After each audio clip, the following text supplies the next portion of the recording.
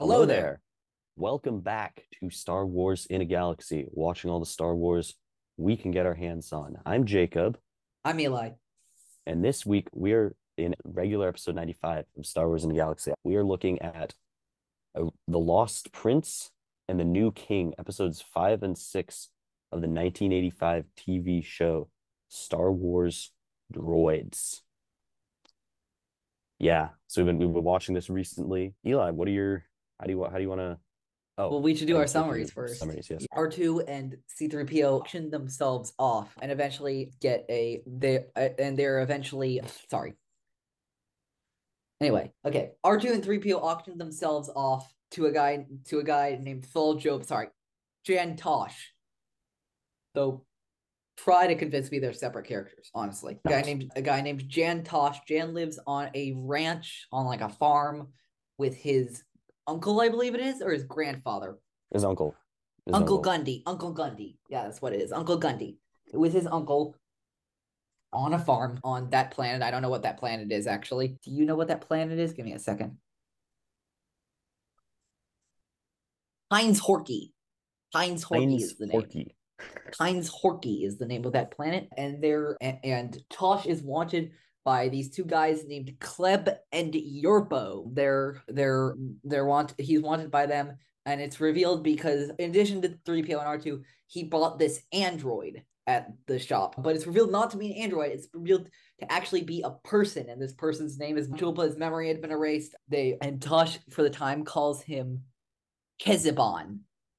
Kezibon he calls him, after he saves Uncle Gundy from a collapse from a cave-in, I believe it is. Yeah. But Cleb and Yorpo managed to both capture Tosh and Monjulpa along with R2 and 3PO. And also they revealed they've gotten a sample of a substance called Nergon 14, which is an explosive substance used in Imperial detonators. And they managed to escape Kleb and Yorpo's base before they can use the Nergon 14 against them. And it's revealed that Mon Julpa is the prince of a planet called Tammuz-an, and he was ousted from his title by an evil vizier, and his memory was erased. And so Tosh and R2 and 3PO go with Mon Julpa to help him get his kingship back, his princeship back on the planet of Tammuz-an. And that's where the episode ends. In the next episode, The New King, they get a passage on a freighter piloted by a woman named Jessica Meade to Tammuz-an, and we find out the name of the evil vizier is named Zatik Cha. But before they can land on Tammuz-an, they're shot down by the fearsome pirate Kybo Ren, who is competing with the bounty hunter IG-88 to claim Mon Julpa as a bounty, presumably for Zatek Cha. And while they're still regrouping on the ground, Mon Julpa is captured by IG-88, and IG-88 takes his staff and gives it to Zatek Cha. And it's revealed that if the staff hits in the right way during the next morning, whoever's holding it will become the next king of Tammuz-an.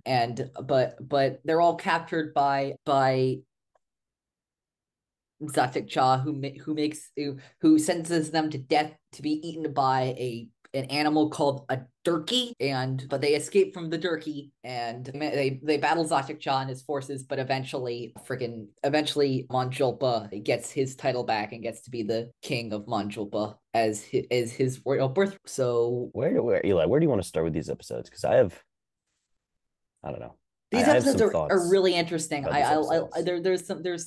There's some really cool stuff in here. We'll say the beginning of this I don't know if because I keep comparing this to pre-existing Star Wars, because Star Wars has story tropes that tend to repeat themselves, and I'm not saying that's a bad thing. I like seeing them through these different interpretations. But Oh yeah, the sure. first episode starts very much like The Mandalorian. Yeah, Two absolutely. bounty hunters they only have the tracking fob in the picture, you know what I mean? Yeah. Like, Also and voice overacting at its finest, I think. A lot of gratuitous screaming and yelling in these yeah. first couple of scenes, I Um, think. but then this arc evolves into a weird version of the Mon Calamari arc. It's Um, very strange. and with Tammuz-an being the new version of Mon Calamari and Mon Julpa being the new version of Lee Char, basically. Or the old version, well, maybe. Well, the old version, but like the other But yeah, version of Lee Char. the Walmart The Walmart Walmart Lee Char. Don't sue us. But here's my question, okay? Okay. I might be reaching with this, and it's certainly not my place to speak about this because there are plenty of people who are more qualified than me to speak about this. But did the portrayal of Mon Julpa, specifically when his memory was wiped, seemed a bit racist to you? Yeah, maybe. I didn't I didn't Because read into it too much. It seemed very insensitive to Native Americans specifically. Yeah, it did seem a bit it seemed quite stereotypical. I just kind of Yeah. chalked it up to 1980s, there's gonna be Yeah. some stereotypes and things Yeah. that don't really And hold that up, was which a lot to of be my fair, so far I thought it was doing quite well. The show was It doing was quite doing well okay with it so far, so far. and Doing very this well. was absolutely a misstep. And I just wanted to get that out of the way. That was one Yeah. of the reasons for my skepticism of this first episode. I'm like, Mm. I don't think I'm knowledgeable enough to say yes, definitively that is racist, but it definitely feels racist. Yeah. And like they call him a creature, and they give him a name without really like asking him if he wants the name. Yeah, Luckily, it gets a little weird. Luckily, he actually does tell them his real name, and they start calling him that. Thank God, because it would have been a problem if they kept calling him Kezban, because that's not his language, and that's not his name. Yeah, they call me Jane anyway. But it was an interesting. It's interesting. It's like this whole conflict about the people of Tammuz-an. It's a really interesting like situation to be going into because they obviously have a rich history and culture that we don't know everything about. You know what I mean? yeah. We don't. It's yeah, and then we have the mustache twirling crazy. Yeah, it's interesting. I'm not sure. Yeah, I don't know. Just kind of watching this episode, there were just a lot of moments where I kind of just went, huh, you know, what's all this then, Yeah. What kind do of you? just kind of skeptical. Yeah. So you're a bit more skeptical of these episodes.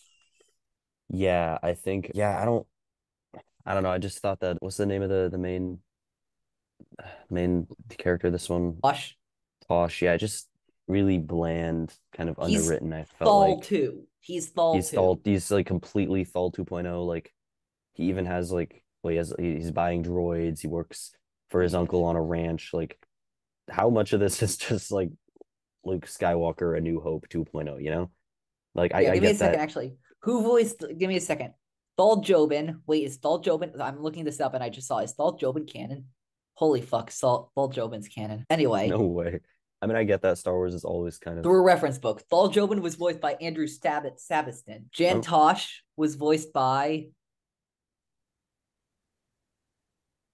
Don Franks, actually, who voiced Boba Fett. So it's not the same person, but I thought it was, which, interesting. Yeah.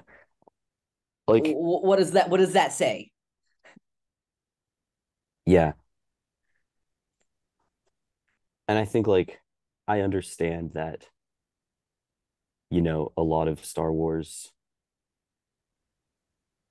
has always, had a lot of, I guess, self-reference, you could say, and kind of self-reference and recycling ideas and, using the same tropes over and over. But this just felt like it was just too much for me. And, I think the main, like it is cool, like the supposed android, and then it's actually the prince. Like,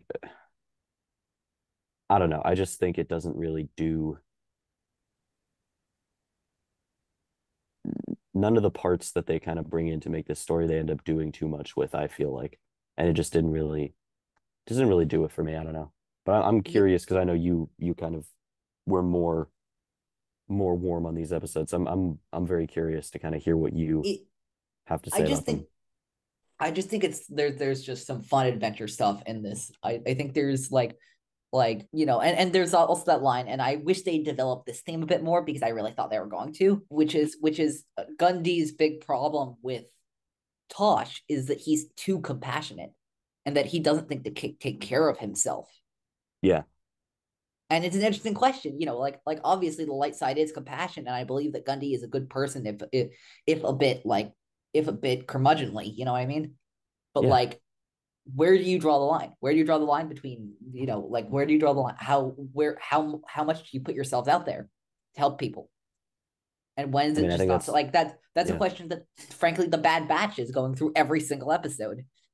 Yeah, it's a In Star Wars question, you know. It's a It's Star Wars question: when do you fight Luke and when do does you it, not? And Ezra does it, Leia does it, every absolutely, every freaking Star Wars character. So I think, yeah. And I yeah, wish they'd gotten a little more to that, but it was still nice to see. I can agree with that actually. Yeah, Yeah. I can enjoy that part of it Did you definitely. notice, by the way? Did you notice, by the way, the cameos we got in the first episode? Not sure what you're referring to, so I guess I didn't. Did you see in the cantina where Max Rebo and Oh yeah, Droopy McCool and Cy Max Sizzles Rebo. And were? I looked at that and I was like, what? That's a fucking Of cameo. course, That's a of fucking course. cameo. That was awesome. That was That hilarious. that's fantastic. No Yeah, notes. that's how you Perfect. do Beautiful. it. No notes. No Yeah. no. What else about this episode? Yeah. What else popped out at you? I also just really like, and again, this is like this is a very like, and I also just like the idea of, setting up this plot of the Tammuz-an plot. I am the I hold I my memory was erased by an evil vizier so he could usurp my rightful throne. That's a Star Wars plot if I've ever heard any. Oh, sure, yeah. Yeah. That like destiny reclaiming what's yours. I have this right. These are my people. This is very these are like these are this is a very Star Wars idea with how leadership works, and Yeah. and I like the idea that Julpa, and maybe we don't see this as much as we do say somebody like Char, but I think we still do see it. Yeah. It's the idea that Julpa still has to earn being the leader of his people. He's not Yeah. like, being a leader is not just something you are. It's something you do. Absolutely. Yeah, I think actually one thing I can say about these episodes especially is, obviously after the first episode with Michael, we were kind of we were talking about how this was so clearly before there was really a vision for what Star Wars really meant in a sense, in a broader sense beyond the first three movies. But now that I've watched a few more episodes, this one in particular actually, and some of the points that you're bringing up and reminding me of is it's really making me go, wow, this is so Star Wars. It is. It Like really. more than it looks like when you look at droids and you'll go, Yeah, yeah. If there's you like if on the TV surface it shows, doesn't, but like if you really look at it, it's a Star Wars story. It really is. yeah, it's like looking at a human and then looking at like an early hominid, like a human Yeah, ancestor where you're like, yeah, you can see the resemblance. this is different, but like all the pieces are in place. Like it's a clear line, you know? It's an It's orange and it's a grapefruit. it's really yeah, it's really cool to kind of the deeper we go into this show, the more we kind of see this is Yeah, actually quintessential Star Wars, even though it has all these other trappings and kind of on the surface feels so kind of different and shocking and other from anything else we have in Star Wars. what I also love too is that they introduce, like, they could have just done the dramatic reveal for Boba Fett for IG in this episode. Yeah. No, they didn't. They they did something, I think, another interesting reveal method, which is not like the way in the shadows thing. They dropped his name a few times in the first episode, but he doesn't actually appear till the second episode. So we know he's out there, but it's not his time yet, which is equally scary, I think. Oh yeah, absolutely. It's that suspense of knowing that It's however much the heroes accomplish, that there's still a greater threat right waiting in the background. That's incredible. That's a great story device, and I really like how it's used here. Yeah, me too.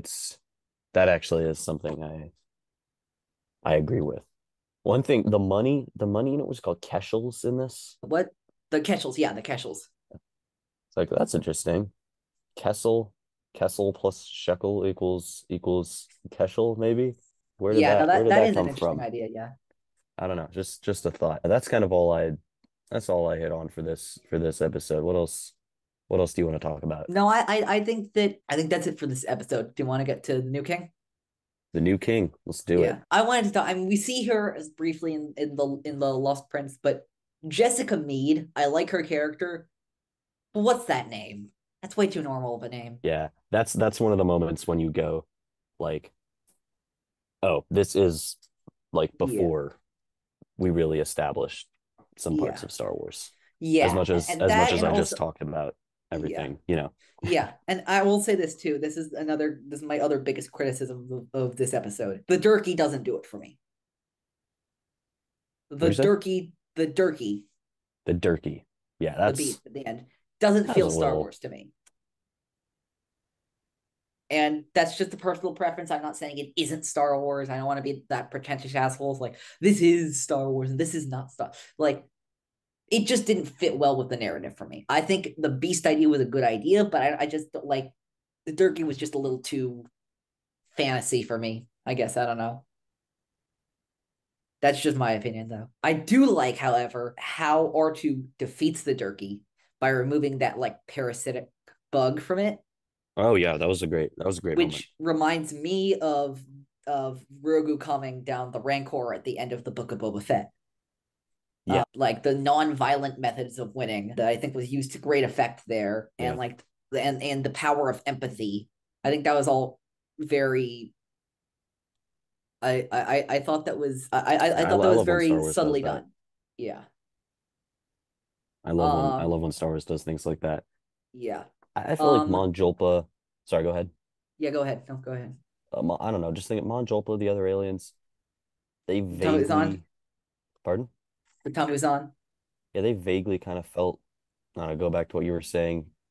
Now that you mention it, they did kind of vaguely feel like some sort of ethnic stereotype or something. I don't know. Felt a little uncomfortable. I know. Did you pick up on that, or is that I just me? mean, Maybe. I again, I don't want to speak for anybody, so I Yeah. Granted. Neither am I. Just my yeah. personal Yeah, experience watching the episode. but it felt uncomfortable to me. It felt very uncomfortable to me, and it definitely felt like a misstep. I'm not convinced it was intentional, but this was, around 40 years ago. There were different expectations in society about character development, and I'm not trying to defend that at all. Just put it into a bit more context as to how it could have made its way onto a kids show. But it's complicated, and I'm not saying that I love it or I hate it. Fair enough. Fair enough. Yeah, I will say that. Here's what I will say though. Kylo Ren rocks as a character, and I'm so excited that we're going to be getting into him. I feel like he's Oh like the yeah. evil Hondo of this series.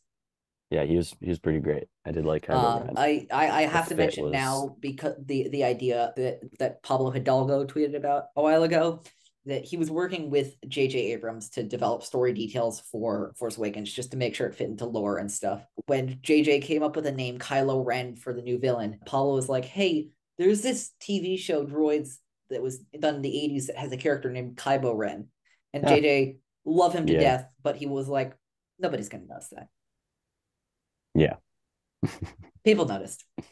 Again, not a huge deal. I just like the fact that there's a literally a one letter off character from, I think, maybe one of the greatest Star Wars characters in this new era, Kylo Ren, in this show. I just think that's fantastic, and I think it's really funny. yeah, yeah. It is one of those, trademark Star Wars moments. Andor. And or the Luke Skywalker's original name was Mace Windy. Mace. Oh yeah, who could forget? Who can forget Mace Windy? That Tatooine was was originally called Utapau.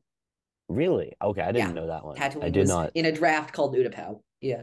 I think Tatooine's a better name for Tatooine. Maybe Yeah, I only think that because I know it as Tatooine, though. yeah, but no, I mean, Interesting. originally I think the original name was Aquilus. Oh, I didn't know that either. No, Aquili. Aqualai. It Was was that supposed to like be in a the joke. It was supposed to be a joke journal? because it was a desert planet called Yeah. Aquili.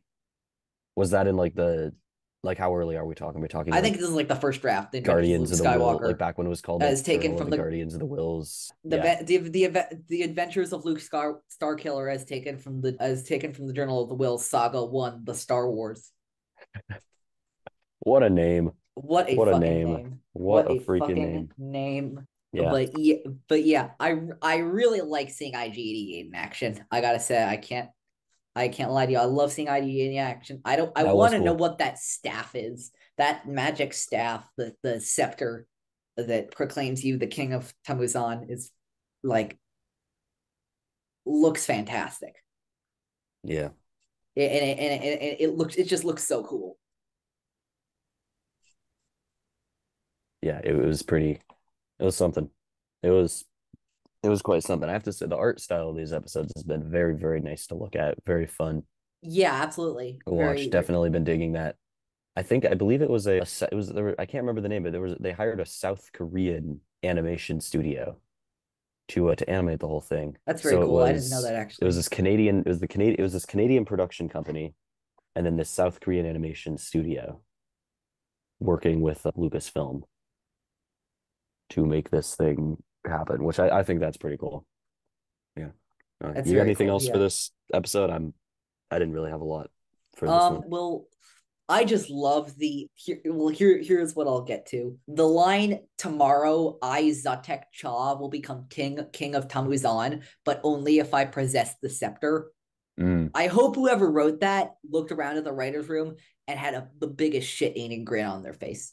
Because that is one of the campiest lines in the show I've heard so far. And Screenwriting is it hard. rocks. It rocks. It Yeah. rocks so hard. I love it so much. I love how ridiculous it sounds. Like, Yeah, it is like hilarious. sometimes I've heard people in the movie trivia showdown who are not as big Star Wars fans say that hearing Star Wars competitors talk about Star Wars trivia is for them like speaking in Greek. But this sentence really does sound like speaking in Greek. Oh yeah, absolutely. Yeah. I mean, but I feel like that's par for the course with any, kind of Star Wars. Yeah, You get but those you this get those one just moments sounds of ridiculous. you get those moments of world building where it's just like are at a Yeah. certain point are we really are we really giving context? Are we just, you know, what are we doing at this point? But yeah, I Yeah, think it's absolutely. I don't know. I still find it delightful in all the right ways, I have to say. So yeah, I mean, and not my favorite episode, but overall, I think I don't know, a little bit of a step. I think episode oh, man, the what's it called? The The new race king, episode, a race to the finish a race to the finish. Yes, sorry, I was from blanking on the last name. episode. A race to the finish from last episode really kind of set my expectations and it kind of changed what I thought the series could be and gave me maybe a little bit too high hopes for these next Yeah. episodes. And then, And who knows? They could still yeah, escalate. We're only halfway through this arc. We're only around. I think we're not even halfway through the show yet. I think we're getting there, but I think halfway through the show, I probably will be next episode. I think yeah, will be our I think halfway so. mark. I believe There's so. 11, 10 episodes. No, there's more than that. Let's see. There's the 8. There's 14 episodes, including there's 10. So like, if we want to like look at the lengths, it's 15 episodes. So yeah, next episode will pass the halfway mark. Okay. Okay. I'm excited to see where this goes. It's been very Oh, unexpected, a lot of oh, fun. absolutely. I will also just say very quickly, also a couple of minor things from this. As for your friends, they've been taken care of. They got away is just such fantastic timing. Yeah. Also, There's some great comic moments in uh, this episode, no doubt. yeah, I also speaking of comic moments, R2 telling 3PO that his shoelace is untied. Beautiful. That It's was something I never knew I wanted until I got it. that was quite a moment. That That was was quite a moment. fantastic. beautiful. I also just kind of love my final thing for this episode is I just love all like when they were under the castle on freaking on Tammuz-an, like it had very Temple of Doom vibes to me. I love that movie. Oh yeah. And Oh, and like all the old ruins stuff and the checking out, like booby traps. I love that shit. I love that shit so much. yeah, pretty great. Pretty great. Yeah, that's all my thoughts. You wanna call it here? You have anything else? I don't think so. What do you think overall of these two episodes, the beginnings of the Tammuz-an arc? Overall, like I said, I don't think it's as didn't like it as much as the previous arc. I like the From arc better, but I think I still think for what the show is, there's some great moments, and it's by no means a bad product, I would say. Yeah. I would say that I think I probably like this a little less, but I think it's still too early, at least for me to judge because I haven't seen the Resolute. But no, but I think that's until next time. That's gonna be it for this episode of Star Wars in a Galaxy. Next week we are going to be looking at the eighth and not no the seventh and eighth episodes of Droids, the Pirates of Tarnuga and the Revenge of Kaibo. At And long last. at long last, the Revenge of Kylo Ren. Also announced, I'm very excited. Guests are to come for this. We will announce this, but we are doing another bracket stream in 2 weeks for Star Wars in a Galaxy. We're doing a bracket stream on the various seasons of Star Wars television, canon only. So that's going to be Clone Wars, Rebel. Let's see. Actually, I have it somewhere over here. Clone Wars, Rebels, Resistance, Mando, Andor, Book of Boba Fett, Obi-Wan Kenobi, Bad Batch, all of that good stuff. Guests to come, but we're so excited to wade back into the world of bracket streams. In the meantime, though, you can follow us on Twitter at In a Galaxy Pod, Instagram at Star Wars in a Galaxy. Listen to us on Spotify, Google Podcasts, Apple Podcasts, wherever you listen to podcasts, we will be there. If we're not, email us, slbinagalaxy@gmail.com. Subscribe to our YouTube channel, click the notification bell to get all the update on all our latest videos. Follow my personal account at OchiFan327. And until next time, may the force be with you. Always. Always.